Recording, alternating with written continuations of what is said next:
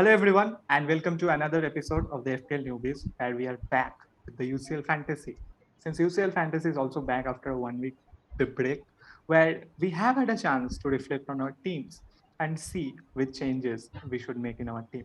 Now, already FPL Phoenix has played his Limitless, and of course, this is a tactic to play your chips early in UCL Fantasy.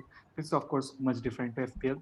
I have not used any chips. I have used my two free transfers to bring in two players that we'll discuss later. But first, we'll go with and discuss the limitless team that FPL Phoenix has made. So over to you. Okay, so yeah, as I discussed last week, that I may be playing the limitless chip because I have seen last season many managers using this tactic and it actually working. Uh, yeah, it's kind of a risky move because like you're using one of your chips so early, and provided that so many group stage games are still left. Uh, if this week doesn't go according to the plans, then in future there will be a risk of rank drop. So I'm kind of gambling on this one, provided there is so many good home fixtures, especially Dortmund and Real Madrid facing Sporting CP and Sheriff respectively, and also Liverpool facing Porto and Inter Milan facing Shakhtar, and also Bayern Munich playing in home against Dynamo Kiev. So yeah, my I think the only players I returned from my original team are Salah, Haaland, and Guerrero, and I think pretty much I have overhauled the entire starting 18 players. In forward, I have arranged my team according to like the fixtures right now, as you're seeing on the screen. So now my forwards are Benzema and Haaland. Both are playing tomorrow. Benzema, who is in really good form in the domestic league, and against Sheriff at home. I mean, if luck is really that bad, then I think Real Madrid may end up in a losing or draw position. But on paper, they must win this game, especially which is a Champions League match against a newly promoted team. And on the and Haaland is there, of course, playing in the home stadium against Sporting, and I think I'm hearing something that there might be an injury issue, which I will look up to later on. I will be speaking if on the replacements if at all Haaland is really injured and gets omitted from the squad in this midweek. In the midfield, I have Jude. I brought Jude Bellingham. Jude Bellingham, who really had a good game last time around, had a goal and an assist against Besiktas. Then Nico Barella, who I think was also in my original team, who is playing against Shakhtar. Inter Milan are looking a very attacking side this time around. They are scoring a lot of goals, and I think that could be a like there aren't, but like last year there was only like the main goal scorers were Martinez and Lukaku, but this time around like many players are scoring so many goals. So like Nico Barella, with the position he plays in, I think he may be a good shout getting some goals and assists. And this pick I have is kind of a controversial one, Riyad Mahrez. Like he had a good outing against Paris last season in the semi-final, and Mahrez, who doesn't start in the Premier League, is bound to start in Champions League, and he also started last match against Leipzig. And yeah, like, Paris aren't looking the best. I mean, like they have like made a dream team, but they aren't playing up to the standards. They drew against Club Brugge and City, who are in, I think, a better defensive form as well as attacking form. They recently beat Chelsea, which is a tough team to beat right now. I think City are really the favorites in this tie, but of course, this is a Champions League and anything can happen. But on paper, I think City are a favorite, and PSG might struggle and we can like Mahrez also scored in last match against Leipzig from a penalty, and he might again be on the score sheet, but I think I may have a last minute decision change, and I might bring Nkunku, who is now facing Bruges and scored a hat trick last match against City. Uh, let's see what happens, but for now, I'm sticking with Mahrez. And of course, Salah, who is facing Porto, I'm counting on him to score a goal again. In defense, I mean, Real Madrid's defense aren't the most strongest this season, like last 2 years. But David Alaba, who can play center back and left back as well, can provide good set pieces. He provides some really good crosses inside the box, has a good long range shooting, and I think against Sheriff, which is a really good fixture for Real Madrid, and I think David Alaba is kind of my go-to pick. And even if I didn't play the Limitless, I was really tempted on bringing David Alaba in my team. And Rafael Guerrero again, he was in their last match, and he will be facing Sporting CP this week. So I mean, not really much to discuss on him. And yeah, again another controversial pick is Skriniar. Inter again, just like Real Madrid, who were strong defensively last 2 seasons under Conte, aren't the most strongest this season defensively. They are scoring a lot of goals. They are outscoring opponents, but they are conceding a lot. But still, against Shakhtar and Inter Milan, with the form they are in, I think like Skriniar is a good goal threat from set pieces. So yeah, I'm like gambling on him again. And last but not the least, in my starting 11 is Trent Alexander-Arnold. And yes, again, same as Salah facing Porto in an away game. And he's in really good form this season, so he's playing Limitless, and not picking him is kind of like he will be an obvious pick for Limitless players. In bench, I have like next on Wednesday, Bayern Munich are playing, and I have three players: Neuer, Kimmich, and Lewandowski. Lewandowski had a really good start against Barcelona in this campaign in the Champions League, and against Dynamo Kiev at home, it's pretty much expected that he will be again finding the net. Joshua Kimmich, I mean, he as a defender, he's playing in midfield. So, and I mean, that was also the same case last season. So, yeah, and he's also in set pieces from corners and indirect free kicks. So, his pick is also a no-brainer. Manuel Neuer, again, those clean sheet points might come in handy. I have two goalkeepers, Courtois and Neuer, and the likelihood of keeping a clean sheet is of course Neuer has more chances, because I think the defense is slightly tad bit better than Real Madrid's defense right now.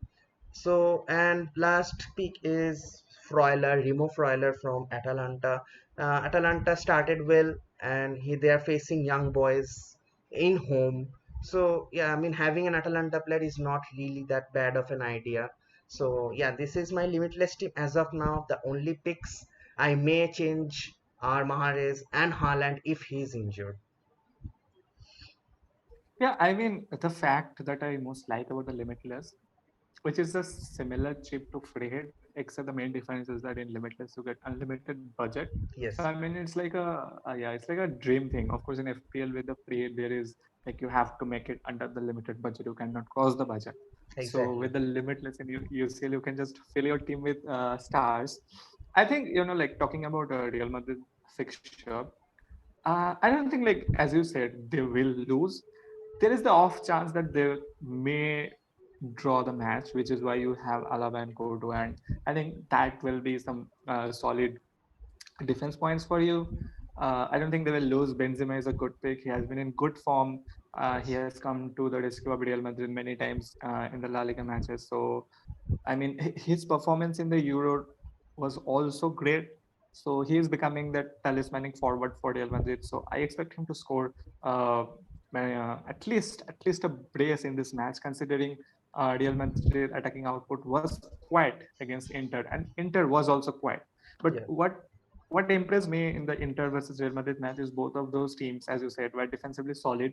So targeting those two teams who have already faced each other and have now comparatively weaker opponents in their second match here. It's a really great tactic.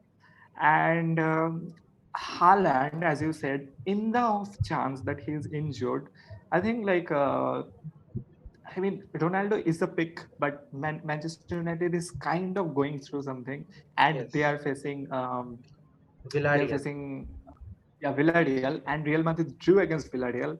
So I mean, of course, like yes, United are facing Villarreal at home, but like there will be this thing that it's a revenge match and all those stuff of Europa League final. But clearly, United are going through something, and they may struggle. I, I kind of believe that they will win, but like Not really a high that's what score makes me, line. Yeah. yeah, exactly, not really a high score line, and that's what makes me say that Lukaku may be a better replacement for Haaland in Yes. case Haaland is injured. Yes, they are facing Juventus, but Juventus have not looked convincing No. in their league this season. I mean, they I sit mean, in the bottom half. Their defense has been leaky. and Yes, there sir. are other options too, like Barcelona's fixtures aren't that bad. Like following Bayern Munich's fixture, they're playing Benfica and Memphis. Depay is one of the really those cheap assets. You can go like 8 million for a forward in UCL fantasies, really cheap. I feel so. He might be a tempting option, and Haller wouldn't have been one of my consideration, but the outing he had against Sporting, 4 goals in a single match. I mean, he's now the top scorer of Champions League. I mean, yeah, it can be like a lucky hit, but still, I mean, top scorer of UCL is still a tempting choice. And provided the fixture he's facing Besiktas, I think. So there might be again a slight chance that he might again find the score sheet. Yeah, definitely. I think the only reason that I said Lukaku, especially for you, since we have played the Limitless, is because obviously that Lukaku is, like more pricey Yeah, than yeah, Depay. Yeah, I mean, like definitely. if it was not a Limitless, it was just a simple transfer, I would have said yeah, maybe Depay, because we need that money to Yeah, yeah, free some cash in the midfield. So yeah, Depay is also a good option, and Barcelona will be looking to bounce back from their defeat against Bayern Munich. Coming to the midfield, Barella, I mean, Barella is kind of a threat from midfield, as we have seen in the Euros too. And for Inter, he has been really good. So, I mean, the match between Real Madrid and Inter ended in a draw. So, we can't really say too much that Barella did not perform well or something. So, I think it's good that you have still kept the trust in him for another match. yeah. And let's hope he delivers. I mean, Bellingham was a no-brainer. I mean, I brought him in too with my free transfer. I think. I mean, this also could be that Bellingham may suddenly become quiet in this match, but there is little chance for that because Bellingham, either Bellingham will play in a more deeper role, but clearly he has been going forward for Dortmund and it has helped him a lot. And if Marco Reus is actually injured, Then uh, Bellingham might play that forward yeah, role. Yeah. Since he has a really good shooting range and passing range, and they might bring in another defensive midfielder to cover for him to replace exactly. Royce. Yeah. And I think other than that, Salah is a no-brainer, and Mahrez, as you said, I mean, I think Mahrez is likely to start because he has been kind of the Champions League man for Pep Guardiola. Otherwise, Nkunku is also a solid option. Is not bad, as you said. He faces Club Brugge, and between the PSG and Man City match, I think Man City will win. As you said, their defensive record is looking better. Yes, they conceded so many goals against RB Leipzig, but it was the first match of Champions League, and anything can happen in the Champions League. I mean, So I'm they expecting, did score 6 goals. So yeah, I mean, they really exactly, didn't give a like they don't give a lot of care to the defense. And since RB Leipzig is such an attacking team, they also exploited their high line. So I mean, you lose some, you gain some. I mean, you want to score 6 goals, then you have to concede three. So that's the thing. definitely, Hmm. definitely. And so a Man City asset can, despite despite the fixture being against PSG, a Man City asset can be a good differential considering not many will want to go that side. Exactly.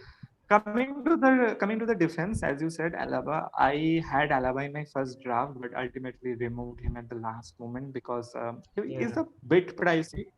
So, but other than that, as you said, I mean, we have seen in the Euros and when he was playing for Bayern Munich that I mean, he was playing as a central defensive asset for Bayern Munich, but previously he used to be a left back, and he has that beautiful left foot. So, like the crosses he can deliver into the box and the way he darts forward the pitch.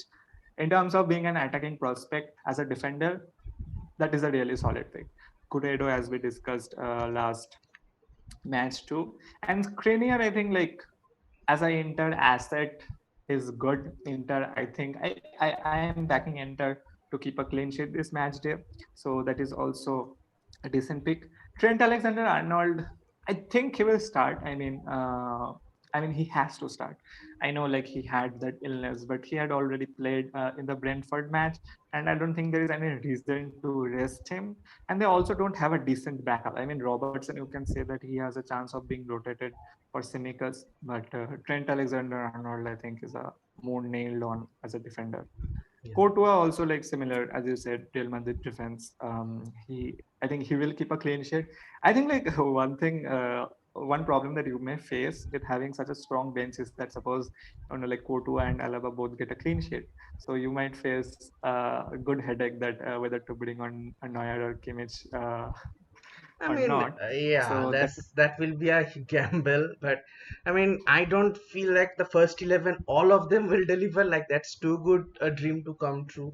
But yes, I mean, if I secure around, I mean, that's a really wishful thinking, but 70 to 75 points from my first 11 right now from the first match day, it won't be too bad. And the players who will be like securing 3 or 4 points, I can rotate them for my bench players. Yeah, definitely true. And I think Lewandowski has to come. I mean, as you said, not every player will give you a return. Exactly. So the fact that Bayern Munich have their match later than the others, it gives you a good chance to see how the others perform first. Definitely. So coming to my team is pretty much the same as the last one. I was thinking about I wasn't thinking about Limitless. I was thinking about a wild card since Shaw and Mount has an injury scare. But I'm willing to take the risk. I don't think I will hit too much of a high score with the team that I have at the moment. But I am more of a kind of a conservative player. I know that tactic might come to bite me back in UCL fantasy because it's a lot different than FPL. So, but I'm still looking to save the transfer. The two transfers that I have made are Mbappe and Korea for Lewandowski and Jude Bellingham. Now, I was very tempted to keep Mbappe because I thought he may score, he may exploit that lineup, the defensive line of Manchester City, and I expect the game to be a high scoring one, really. But I ultimately decided to go with the one who had a easier fixture. I mean, Mbappe, yes, he's a good player, but Lewandowski just scores too many goals, and like against Barcelona, he scored itself. So now that he faces a comparatively easier fixture, I hope he can hold Haaland. I mean, the the injury scare. I mean, as I thought already, Shaw and Mount has an injury scare. So Haaland, I don't know like whether he will play or not. If I get the news at the last moment that Haaland is injured or something like that, I may use the wild card. But I will probably not use Limitless. If I play the wildcard now, I will play the Limitless in the group stages only because like keeping Limitless in for the knockouts is not a viable strategy. Like Yeah, if you want to keep a chip for knockout, like the wildcard is the best option. definitely. So it depends on the news and the lineups at the last moment. So let's see how my relatively weaker team can I perform don't in the think coming like match. you're under. I think you're underestimating your own team. I mean, apart from Alvarez and Seiwald, I think who are defensive midfielder, and Ferran Torres is kind of rotation prone. Rest of the team isn't too bad. I mean, if Haaland plays, then I don't think there will be a huge issue. Ronaldo against Villarreal, I mean, United will be looking to bounce back, and I think, yeah, I mean, I know Villarreal like kind of plays a really low block and kind of frustrates the opponent with their passing in midfield, but still, I am counting on United to approach this game very aggressively, provided that they lost the first match, and to they should approach the game aggressively, and they should be scoring goals now. I mean, they aren't really scoring too many goals after that first game against Leeds, and kind of. they kind of like they just started so well, but then again fell off in the middle. Like it's like every year story, and I think United should now bounce back from this slump. Lewandowski, yeah, I mean, he's like the greatest striker right now in the world. Nah, I mean, he just scores. I mean, it's like eating for breakfast. He just scores goal for breakfast, and I mean, and really nothing else to say about him. It's like Salah of FPL, as like Lewandowski is in UCL fantasy.